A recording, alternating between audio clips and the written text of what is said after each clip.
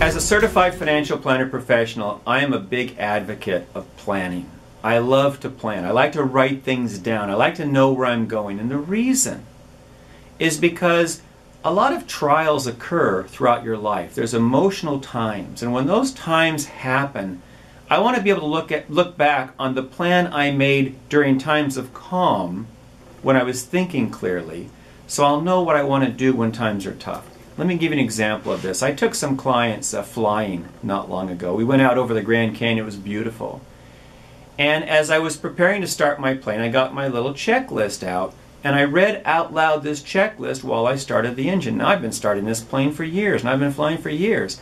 But I read every single thing, and I checked them off as I went along.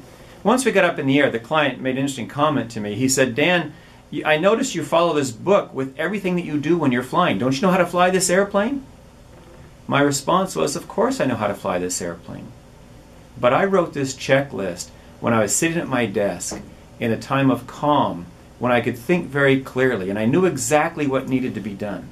When I'm in the airplane, there's stresses going on around me. I've got passengers in the back. I've got weather to deal with. I've got air traffic control to talk to. And other issues are showing up, and maybe an emergency occurs. During those times, I don't want to forget anything. I want to make sure I do the right thing every single time, so I always follow my checklist. Every pilot who flies follows a checklist. A pilot who's been flying for 30 years and has 30,000 hours as a commercial pilot follows a checklist every single time he starts the engine of that airplane. Every time she lands that airplane. Every time they do anything in that airplane, they follow a checklist because they've learned that checklists help you avoid problems.